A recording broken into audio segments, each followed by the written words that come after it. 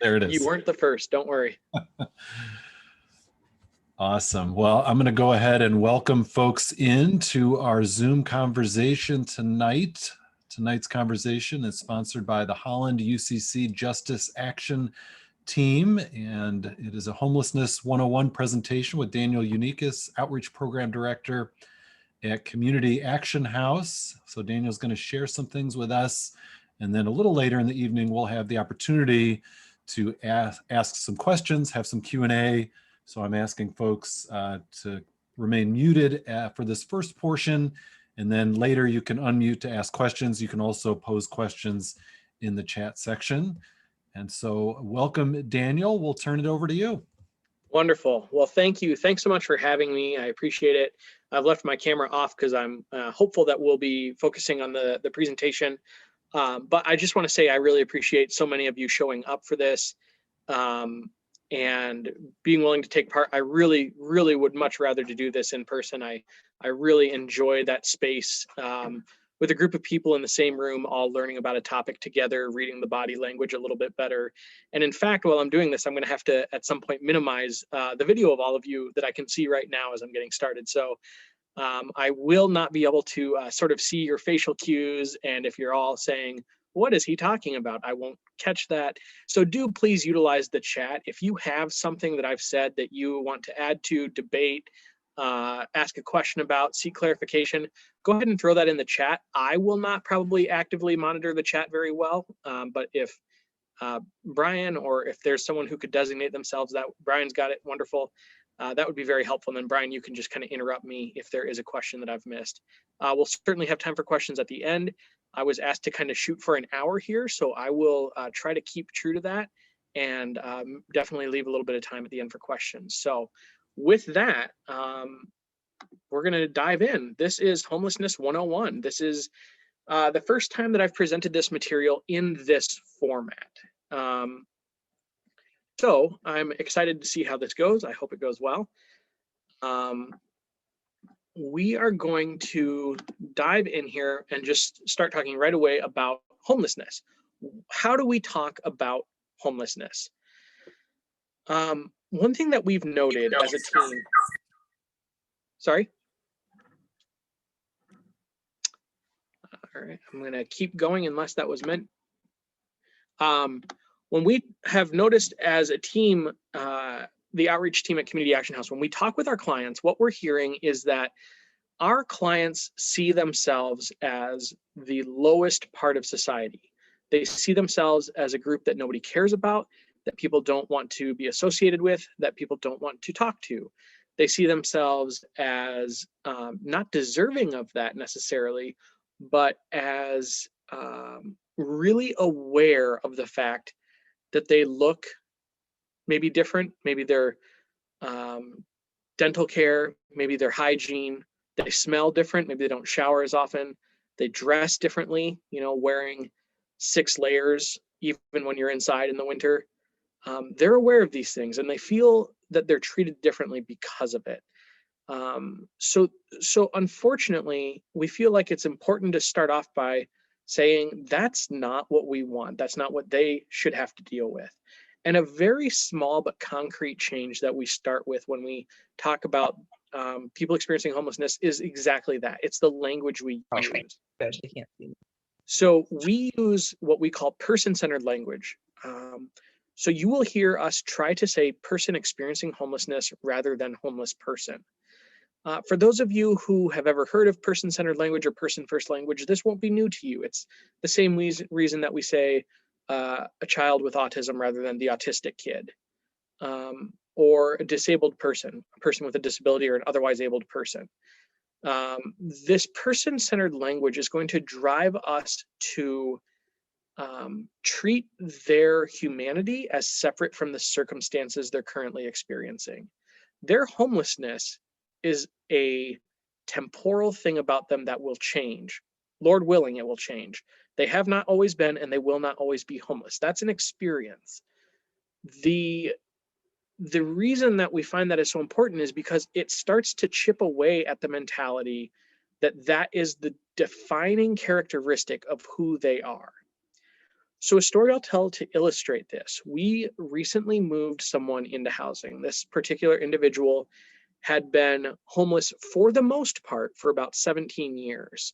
It was the most challenging case that we'd ever worked on. Many people in the community had tried and had worked with this person, and it was only because of a significant collaborative effort that we were able to move them into safe, stable housing. However, for the first week or so, this person was just on cloud nine. They were thrilled. They were so excited to be in their own place. But after a week or two, they started to have some pretty significant struggles that lasted for 6 to 9 months. And the root of those struggles was, this isn't who I am. I'm a homeless guy. I belong outside. I belong out at the depot. I belong out in the tents. I belong at the mission. The very thing that we fight so hard to sort of counter the narrative of had happened to him. His identity had become enmeshed with his identity as a person experiencing homelessness. And so he actually would leave his home, sometimes in the cold nights, to sleep outside because he couldn't, he wasn't in a place mentally to be able to accept, or emotionally to accept, that that wasn't who he was as an individual. It was something that had for far too long been a primary experience in his life, but it wasn't who he was.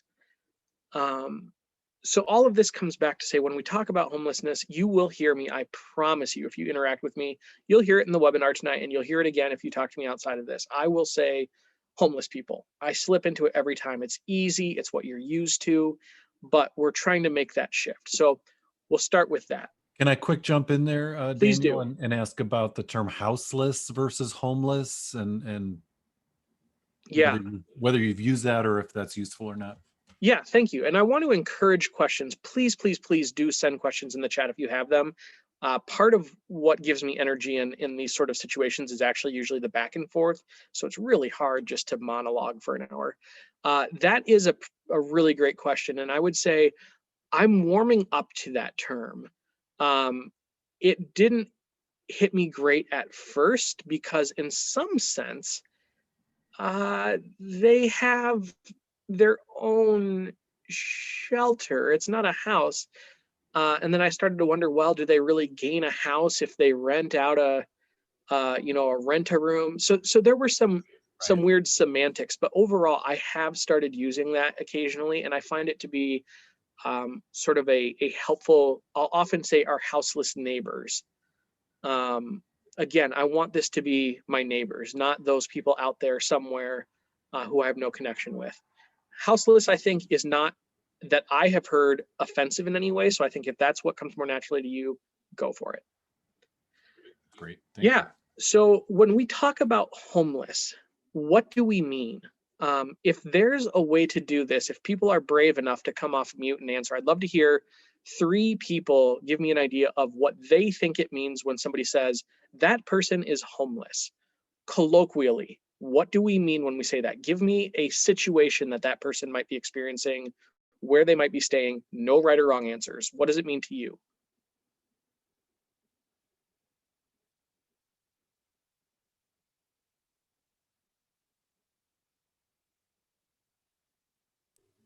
Someone living on the streets. Perfect. Someone living on the streets. Who else? No permanent nighttime residence. No permanent nighttime residence. Good. What else?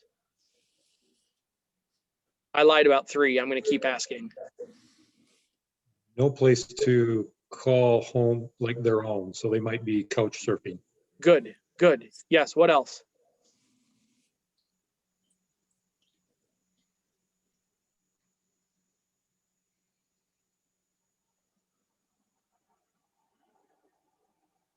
It's a lot of tent cities. A lot of tent cities. Good.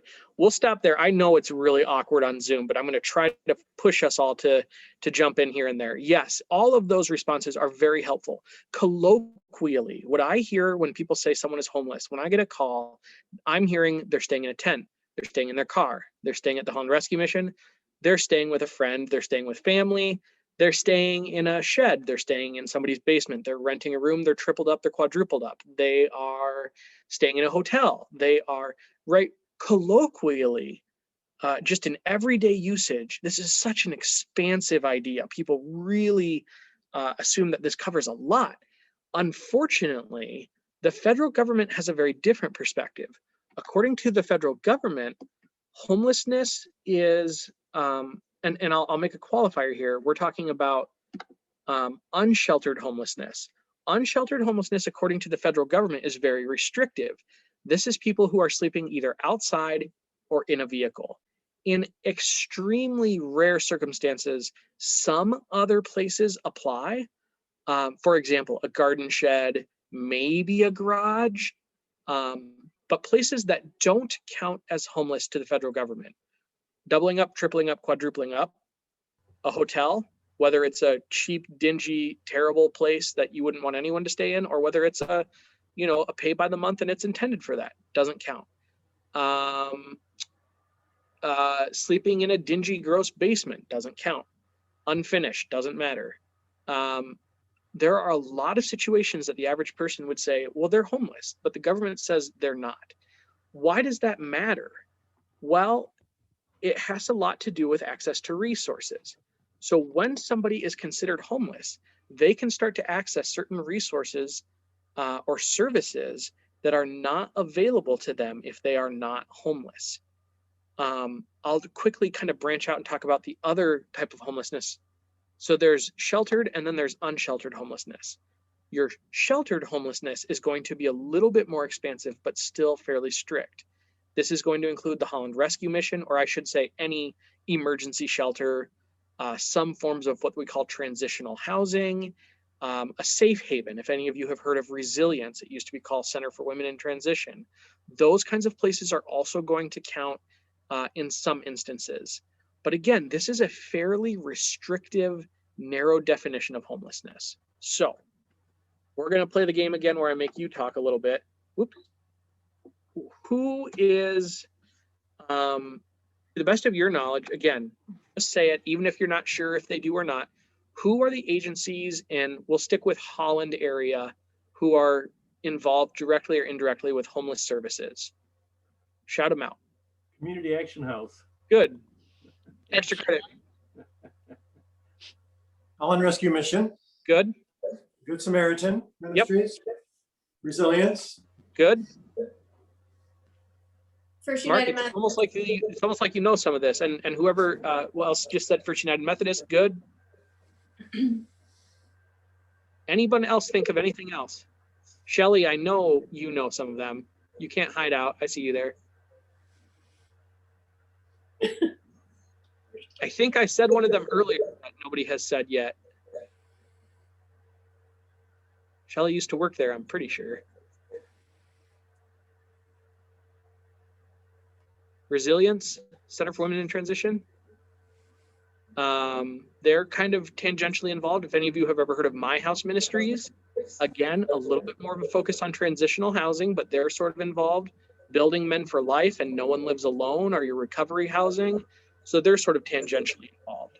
So traditionally, when we ask this, we're looking for kind of the big players in homelessness in Holland are going to be Community Action House with the outreach team, Holland Rescue Mission with the emergency shelter, and Good Samaritan Ministries as what we call the HARA, the Homeless Assessment Resource Agency. So the question is, if we have all these great agencies working on this, why are there still people experiencing homelessness in the area? I'm getting just a little bit of feedback from Mark or Bob, if one of you could hit mute. So why do we still have homelessness then? I would argue that each of these agencies is doing great work, but the problem is so complex and so involved that you actually, even with all of us working on it together, it's not solvable in the way that we might want it to be. So Community Action House, again, we're running the outreach team. We certainly have a lot of other efforts going on in the community, and some of them touch our homeless population, but outreach is really our primary focus when it comes to homelessness. We are working with unsheltered homelessness only. If you're staying at the Holland Rescue Mission, it is a squeeze for us to really work directly with you because you are sheltered homeless. Our funding is for unsheltered homeless. Holland Rescue Mission, on the same token there, they have, a great services, but it doesn't fit everyone. There are some people who feel that they can't go there. There are some people who say, I'm not willing to go there, either due to my experiences or rumors that I've heard from other people about what it's like there, right? That's a struggle too. And it's important to note that I don't think anybody expects Holland Rescue Mission to be the answer for every single person in every single situation. But I think there's a sense in our community that they are. And so sometimes it's hard to sort of combat that narrative and say, we have a great shelter, but outreach is still needed because it doesn't work for everyone. So now let's talk about Good Samaritan a little bit. Does anyone here work at or has worked at Good Sam or has relatives there? Am I going to step on any toes here? Here's what I love to say about Good Sam. Good Sam is the easiest organization to talk about because they have such a strong history in this area, and because most of what they seem to struggle with is all imposed on them. They are completely bound by the guidelines they inherit from the Michigan State Housing Development Authority, or MISTA.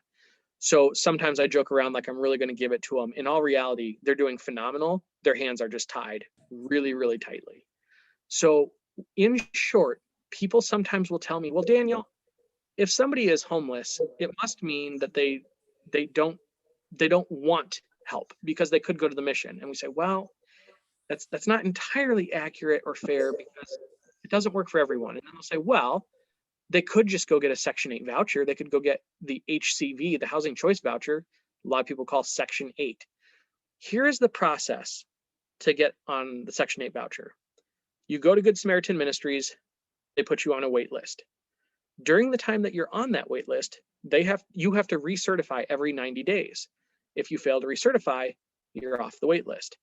Good Samaritan goes above and beyond and tries to connect with you to help remind you when it's time. But guess what? Connecting with somebody who's living in the woods can be exceedingly difficult.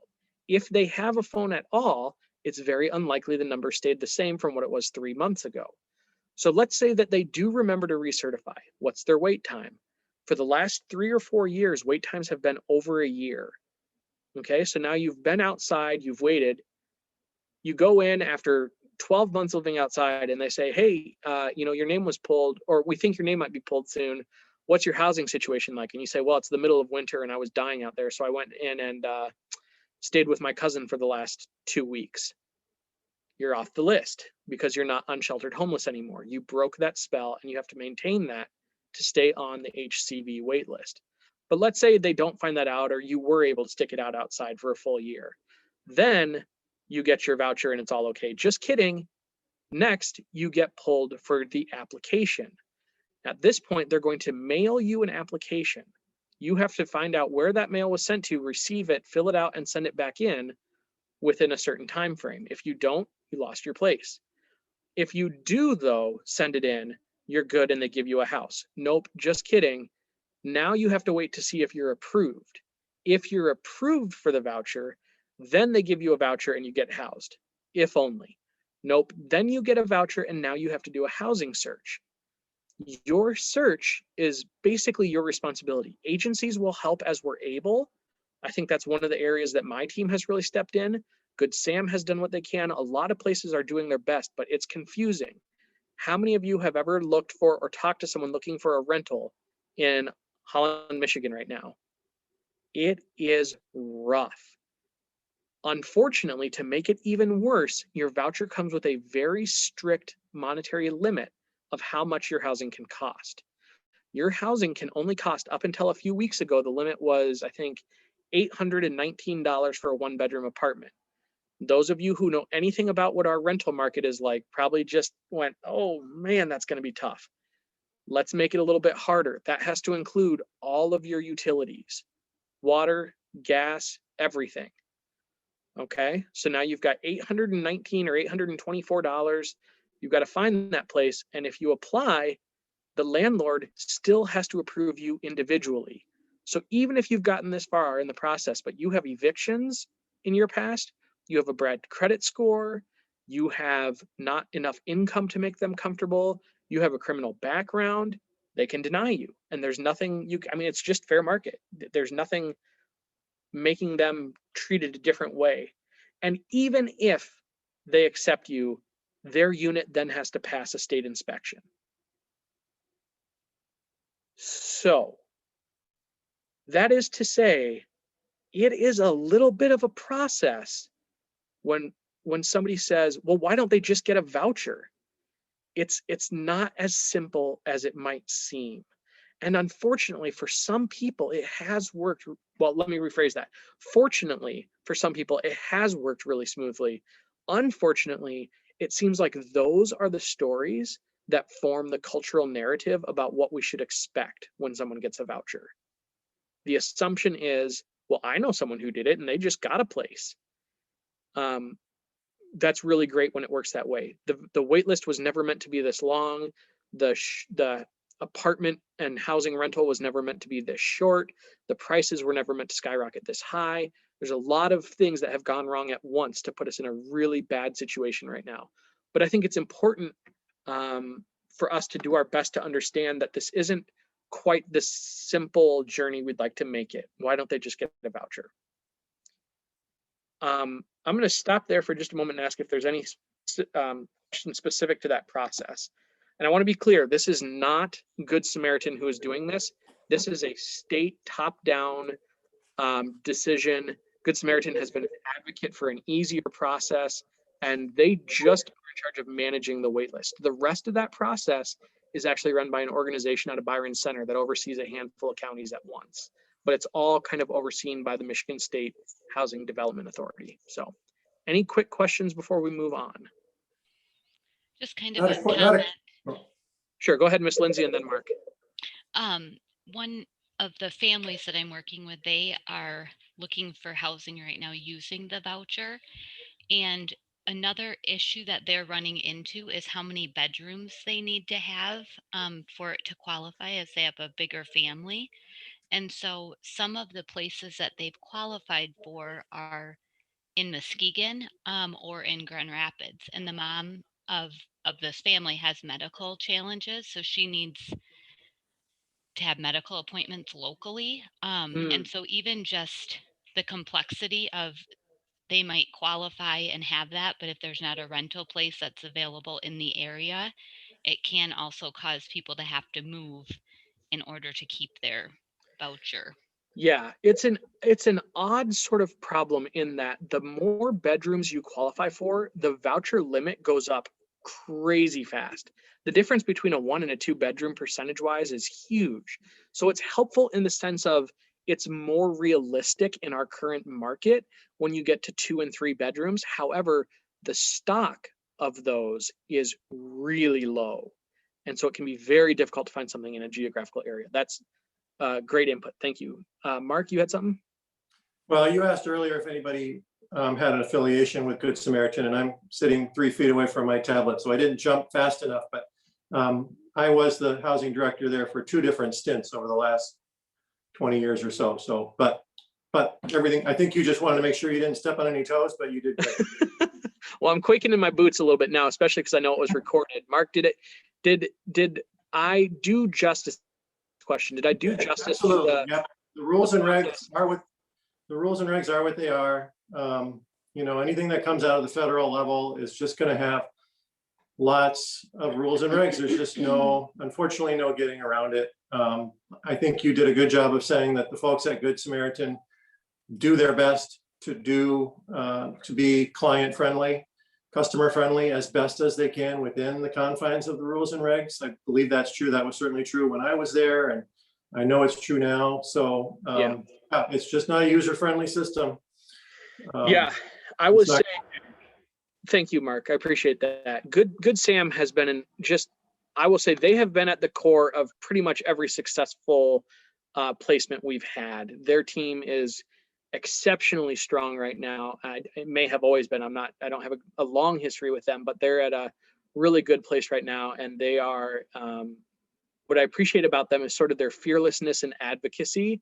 I think they're used to being in that position more than my team is, because my team is so new, and they don't shy away. Drew, the director over there, will get on the phone with legislatures at the state level and kind of give input to them about what we're experiencing. And so, yeah, they do a good job in a tight place. And I I appreciate their consistency in going out of their way to go above and beyond.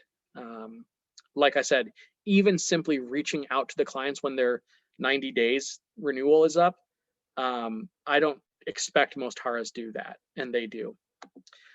Let's talk a little bit, shifting gears here, about what's causing homelessness. So we have, like we've talked about already, some of these structural factors. We don't have the affordable housing we need. If you follow housing in any way in Holland, you know that we're in a bad way right now. We have underemployment and unemployment, and then we have cost of living, which keeps going up, and wages which don't change or don't change fast enough. We also have lots of people with fixed income. This can be disability, this can be retirement, this can be an annuity. A lot of people where their income is not going up with the cost of living. We have system failures. We have access to support systems. You know, we've got some new programs that are making headway on this, but we still have a lack of people getting to what they need. We lack funding in mental health and substance abuse and generally healthcare. You know, these things are, I would say, they have a disparate impact and a disproportionate impact on our neighbors experiencing homelessness, but they are not unique to that subgroup, right? This is something that we see in our whole population. And I don't know a ton about the UCC, but if I had to take a shot in the dark, I feel like I'm talking to people who already know and believe in this sort of reality and needing to change it. Individual and relational factors are going to be also a huge part of this. And I think this gets overlooked far too often.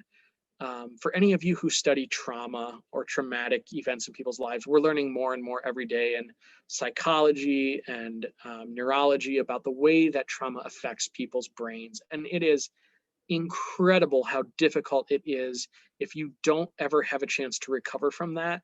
It takes long-term toll on your brain, on your coping strategies, and on the way you interact with people in situations.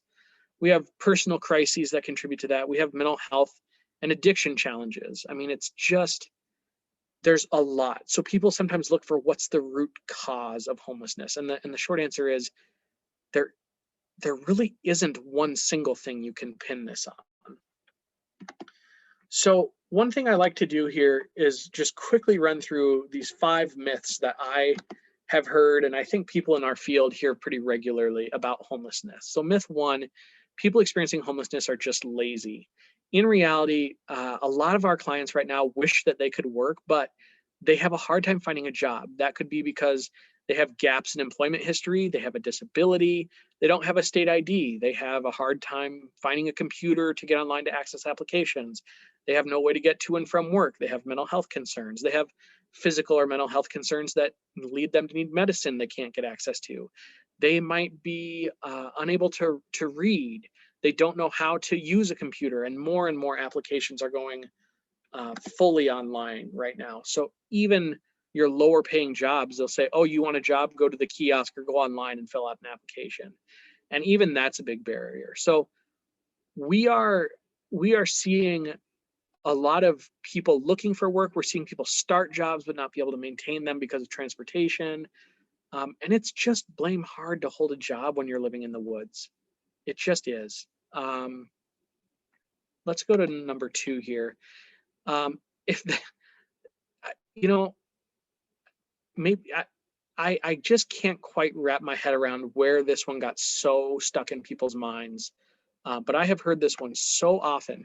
If people experiencing homelessness have cell phones, they aren't truly in need.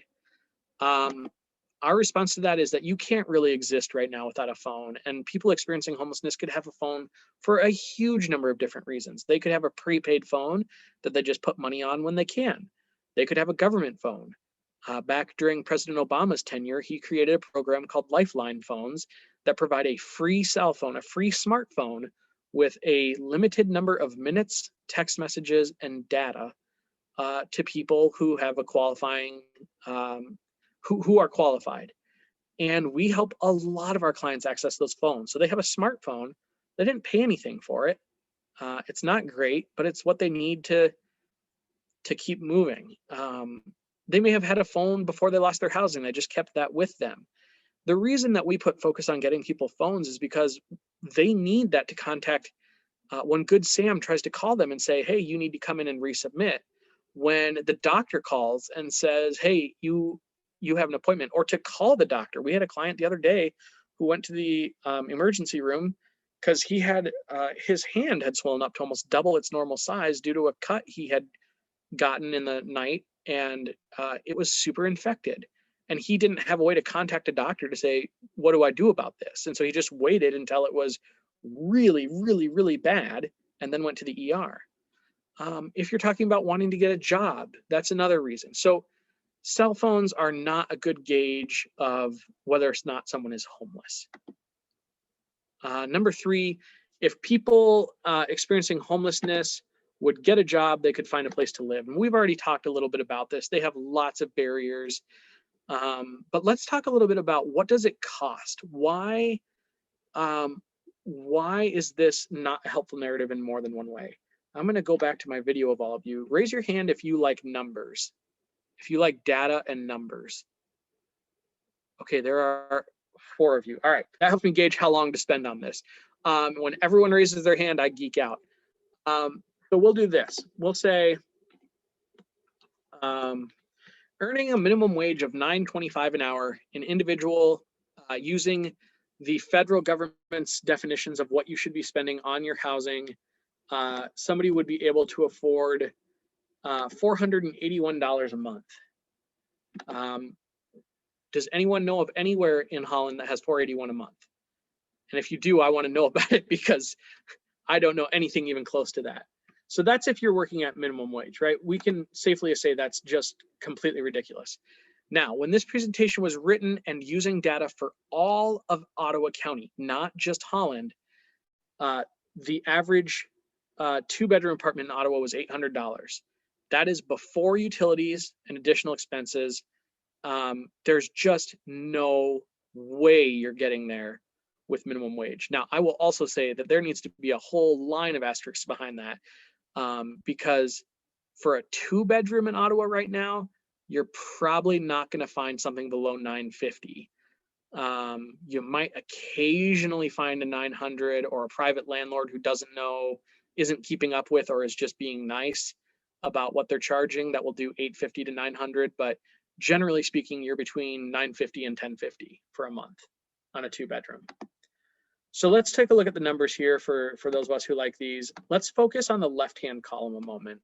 For a single adult, if you were to have only $590 in housing costs, which I think we can safely say is ridiculous because there's nothing in that area, in this area for that cost. But if you only had to pay that for housing and you could budget only sub $200 a year, or a month rather, excuse me, for food, fairly low transportation costs, you're making car payments, repairs, because you can't afford a nice car, your credit might not be great, so you're paying astronomical interest, you're repairing it, you're putting gas into it, you're paying for insurance, your healthcare for only $184, every single other expense that's not one of those things above $150 a month, you would need to be making $9.92 an hour to meet that. And hear me when I say housing, you need to tack on at least $250, and miscellaneous, I don't know anyone that aside from those previous 5 categories is literally only spending $150 a month. That's shoestring. If you knock down that and look at a separate example, let's say you have 2 adults, 1 infant, 1 preschooler. So now your housing is again comically low at $730 a month. Your child care is almost $1,200. Can anybody in this group say, is that reasonable for Ottawa County right now? $1,200 for 2 kids for a month? Anybody have kids in daycare? No? Okay. Well, I have heard as I've done this training that that's a pretty fair ballpark, 12 to 1,300, maybe 14, depending on age. So I'm going to go with that and continue there. Food, $600. I've never had to feed a family of 4. That seems a little low, but probably okay. You guys can read down what these expenses come out to, but what we want to focus on here down at the bottom is your hourly wage to sustain that would need to be $28.20 an hour. And what we're trying to say here, basically, the whole point of this is to say, this is not people being lazy. This is the jobs that are available are not paying what people would need just to survive. This is not sort of a budget that you can survive on going and thrive on. This is if you shoestring everything. I mean, this is if your tire goes flat on the way to work, you're stuck because you don't have extra money to fix that tire. You know, this is nothing goes wrong budgeting. And at least my life, that's not usually the case. So that's one of the reasons why we're saying that this isn't really sufficient. The math doesn't work out. Coming back to our 5 myths, we'll wrap up with number 4 and 5 here. Number 4, it would cost even more money to house people experiencing homelessness. In fact, taxpayers are paying far more money for people to remain homeless than it would cost to place them in permanent housing. So if you add up expenses from hospital visits, medical care, which is a huge one, hospital and medical, jail expenses, judicial services, emergency shelters, the cost of homelessness adds up really quickly. The annual public cost per person experiencing homelessness can be up to $45,000 a year. The annual public cost per person for permanent supportive housing is less than half of that, at around $20,000 a year. Okay, so here again, we're basically saying sometimes people will say, well, the money's not there. Well, the money is already there. It's already being spent. It's just, what do you want to spend it on? Myth 5 here, says, before I get to myth 5, I'm sorry. The reason that CA adopts what's called the housing first approach to ending homelessness is exactly what we just talked about. If the belief is you have to basically prove that you're ready to be housed, you have to prove that you're effectively, it's a sense of, are you worthy of investing the resources in? For a long time, that was the model. It was the Housing Next idea was the model. Housing Next said, if you can get yourself sober, if you can get yourself a job, you can get yourself on your medications, if you can fill in the blank, then we can look at getting you housed. Housing First turns that around and says, how is anybody going to realistically make progress on these substantial barriers in their life when they're living in a car, when they're living in a tent in the woods? It just doesn't make sense. First, we house people in safe, stable housing. We surround them with support. And then when they're ready, they start to address their barriers. And the interesting thing is, the evidence bears this out. This is the better model every time. And if you're interested in that, you can go to, someone just taught me about this, Google Scholar. Has anyone ever used Google Scholar before?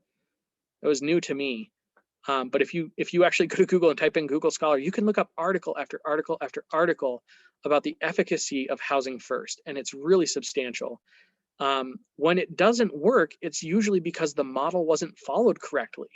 They just gave someone housing and didn't support them, you know, or they said, well, we kind of do a modified version of Housing Next. We'll work with you, and if you do good enough, we'll put you in transitional housing, and then from there, you can try to prove you're ready for living on your own. But when the model is followed, Housing First is effective. So that's what we work with. That's what Good Samaritan focuses on, and we believe really strongly that that's the path forward.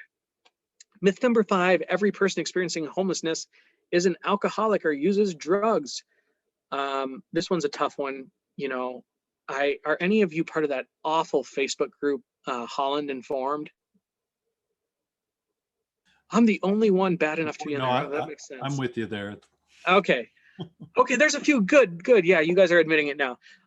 Man, it is just dreadful. It is the things that people say in this group. For a few weeks there, about once every week or 2 times a week, there would be a post in this. It's maybe 8,000 people supposedly from around Holland. And you just kind of post whatever you want. And someone would say, I saw this homeless guy. He said he was homeless begging for money. And then he went to a gas station and bought beer. And oh my gosh, the stories that pour in after that of how all homeless people are just a bunch of drug addict, alcoholic, you know, low life, terrible, terrible, terrible stuff. The actual data behind it is sort of shocking in the other direction, in my opinion. The overwhelming majority of adults experiencing homelessness in Ottawa County, 80%, do not struggle with chronic substance use problems. And for those that do, we have a philosophy of harm reduction that we try to help clients understand those behaviors, including substance use, and limit their lives and help them to thrive. We know that drug and alcohol abuse can just as easily be the result of homelessness rather than the cause. People who don't have anything else to turn to can turn to lonely places like drug and alcohol use or other addictive behaviors or unhealthy patterns or relational patterns. We know that. But again, I think so often we hear this as sort of an excuse to not continue on and provide services. I think what I want to do here is, Brian, help me out here. Is your hope that we sort of end at 8 and everyone disperses, or that I finish at 8 and if people want to stick around for questions, we do that? We can go whatever works best, I think. I think folks are engaged with what you're telling us. You've got a lot of great info. So I'd say use the time you need. And then, Okay. So if you want to go till 8 and then we have 15 or 20 minutes of questions, that's just fine. Sure. Okay, very good. Thank you. That's very helpful. So homelessness in context, again, looking at some of this data, you'll notice some of the years that we have are a little bit older. The Lakeshore Housing Alliance, which I sit on the executive board, Mark is on there as well. But that's with Lynn Raymond over at the Lakeshore Housing Alliance. We get data sometimes a little bit behind as HUD runs their reports. So Ottawa County in 2018, the point in time count, it's a one-time 24-hour event where we try to get as much of a sense of how many people are living outdoors or in homelessness as possible. 225 people were experiencing, that should not say unsheltered, excuse me, just homelessness. The annual homeless report from 2019 said over the course of the year, we had over 1,200, almost 1,240 people experiencing homelessness in Ottawa County. Now, like I said, the CAW Street Outreach team is really only focused on those unsheltered people. So those numbers are usually substantially lower than the entirety of homelessness, because a lot of these people who experience homelessness at some point do utilize the mission, or they do utilize other services. So our count for people engaged in our service over the last year was around 130. But even that number is sort of frightening considering the parameters we're talking about. So I wanted to show this map, and I apologize, in order to make it big enough to see, I had to cut off the UP, no ill feelings there. Can I ask a question about the 130? Yes, thank you. Was that a point in time, or was that over the whole year last year? Good question, over the year. Thank you. Yep. So region 1 is the Upper Peninsula, and we're going to get to all the data on the next page. I just wanted to give you an idea of the regions that this data is based on. So I might even flip back and forth between these two. But the Campaign to End Homelessness, or the coalition, Michigan Coalition Against Homelessness, is studying data from these different regions. So if you have a minute to look, we're over in region 4. You will see that we account for about 25% of the people experiencing homelessness in our state. And we're actually the second highest out of the entire state. Only Detroit's region is higher than ours, and they're at 26%. So we're neck and neck with them as far as the percentage of people housed in our region experiencing homelessness.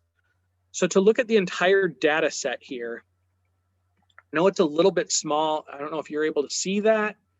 Tried to blow it up as big as I could. What this is going to do, across the top, you have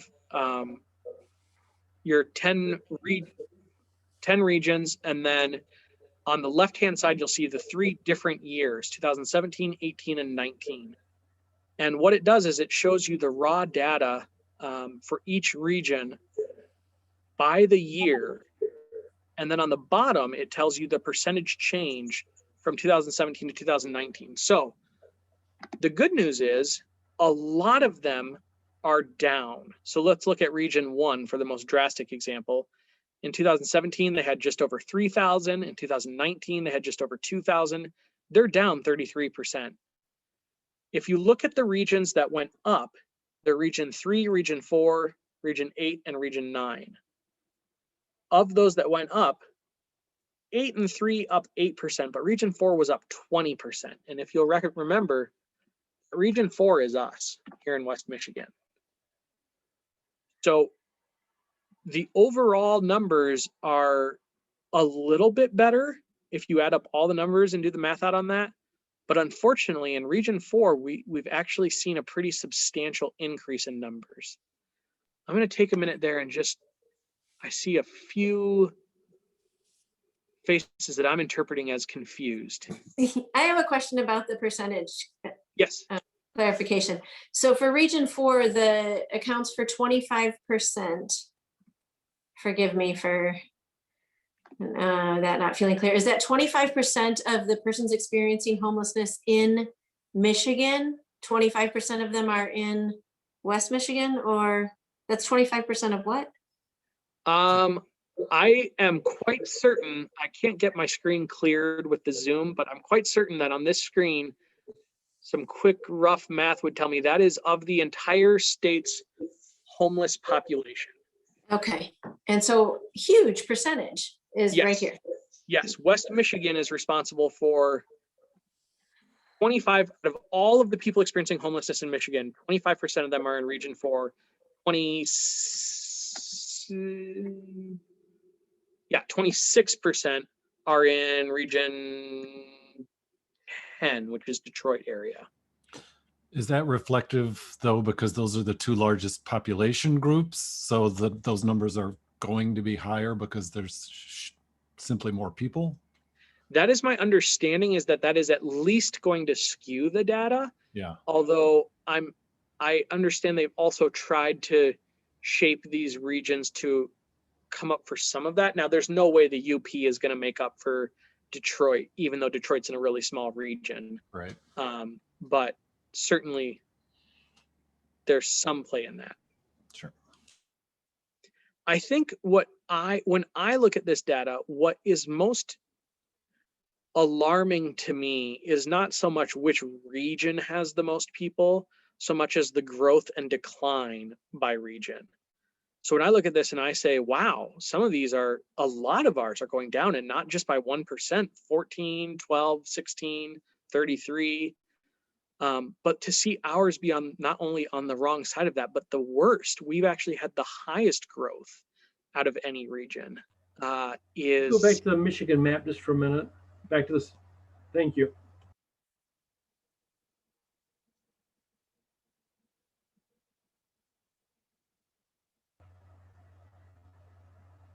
Are you waiting for a comment from me, or? Nope, I just wanted to give you time to look at it. Well, I'll make a quick comment, which is, even if it's skewed a little bit by population centers, I've lived most of my life not in West Michigan, just the last couple years here. And the rest of the state thinks of this as the Gold Coast. So I think even if you correct it a little bit for population center, it's still shocking, because the images, there's so much wealth up and down this quote unquote Gold Coast. And there is a lot of wealth, but there's a tremendous amount of poverty too. Is that fair to say? I think that's a really fascinating perspective. I'm also not from Michigan. I'm an Iowan. And so West Michigan is my only experience of Michigan. And when I've traveled outside of here, wow, I experience Michigan very differently as someone who's only really ever spent time in Ottawa County when I travel elsewhere. So I think there's a lot of truth in that. Thank you. So we are doing fantastic on time here. We're going to finish up just in time. I've got just 3 more slides left, and then we can take some questions and further discussion. Unfortunately, we are also pretty noteworthy in our racial disparity. In Ottawa County, just to put some perspective on this, 1 in every 233 people experienced homelessness in 2019. So that's just another thing I like to remind people of. This is not sort of a crazy, could never happen to me, it's only those people out there. It is totally worth noting and acknowledging that I as an individual, I, Daniel Unekis, am extremely unlikely to ever become homeless. And that has nothing to do with my financial, trust me, that's the last thing keeping me from becoming homeless. I'm not doing like great financially, but my network, my family, my friends, knowing people who know people, knowing people who have resources, who own their homes, who have a second home, who, I mean, it's incredible the amount of security that I could experience, even if I lost my job, even if it all went belly up. That is not necessarily the case for a lot of people. We hear a lot about people living paycheck to paycheck, and a lot of our clients, you know, we lost a client, we had a client pass away just last year who a few years back was running, he was the owner of a fairly successful business in Southern Michigan, and things just took a wrong turn. He didn't have that support network, wound up homeless, and, you know, succumbed to some of the problems he developed while homeless. So I just like to, I guess, put out there for people to chew on that this is not a as unthinkable as a problem as we might be inclined to imagine. Unfortunately, like I said, in Ottawa County, we were pretty noteworthy in that Hispanic people were 2.25 times more likely to experience homelessness than non-Hispanic people, and Black people were 22 times more likely to experience homelessness than white people. These are rough numbers. These are not what anybody wants.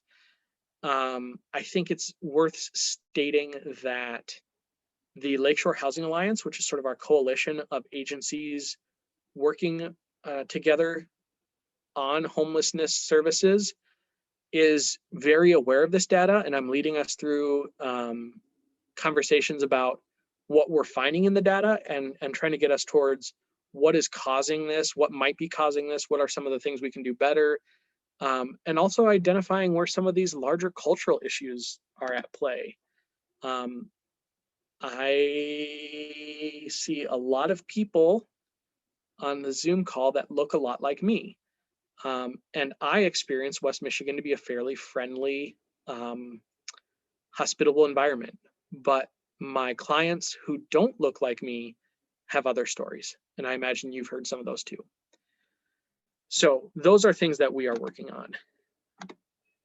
I do want to end with saying that it's important to celebrate the success. And some of this comes from the state level. In the state of Michigan, we've seen declines in homelessness for youth age 18 to 24, declines for veterans, and declines for families.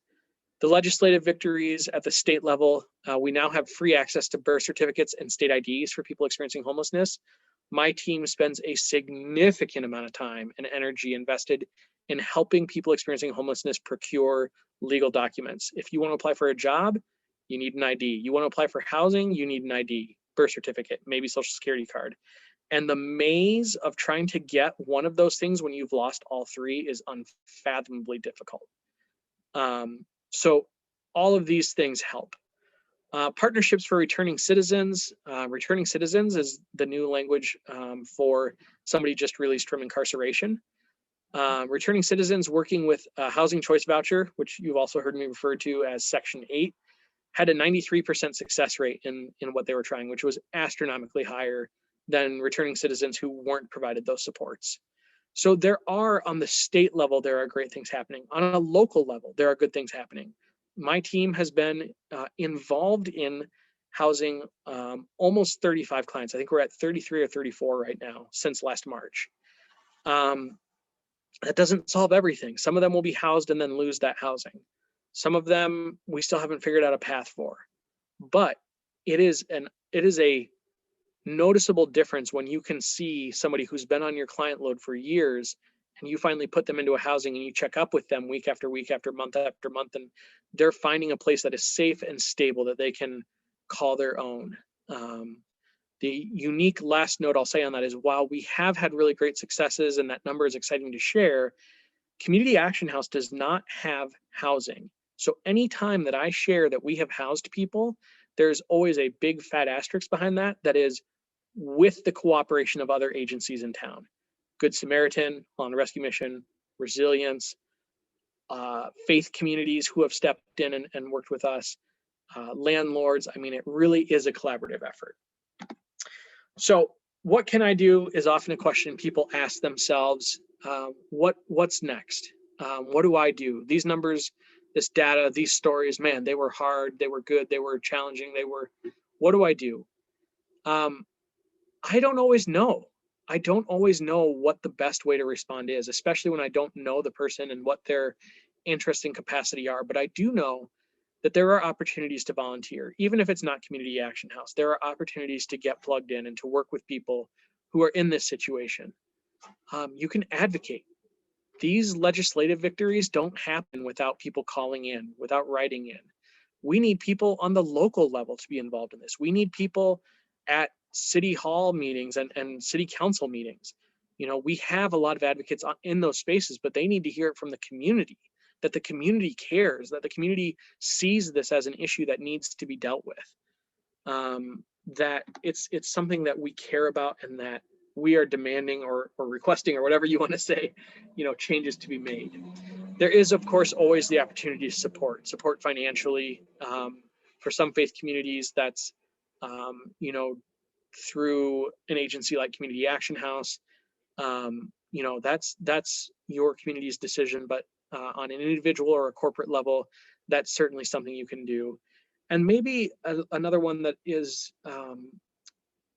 a little bit more accessible to everyone, but takes almost the most bravery in some ways, is changing the narrative. How do we as a community say, I'm not okay with this person being looked over. I'm not okay with their humanity being forgotten. I'm not okay with saying we should do something sometime maybe. I'm not okay with saying, well, surely they need help, but not in my backyard. The not in my backyard phrase, I am so burned out on hearing that. And I hear it regularly when we start talking about affordable housing. Well, of course we need it, but my property value is going to sink. Again, Facebook is just sort of a pit of yuck around these discussions. So changing the narrative. These are humans. They have dignity. They have worth. Their circumstances do not define them. This doesn't mean that you have to go slam on the brakes and drive your car up on the median and jump out and talk to somebody holding a sign the next time you see them. It doesn't mean you need to give them, you know, your credit card and say, go get what you need. But how can we find ways that are subversive in changing this narrative about who, quote unquote, these people are and why they're in the situation they're in? So I think I'm going to leave us with that and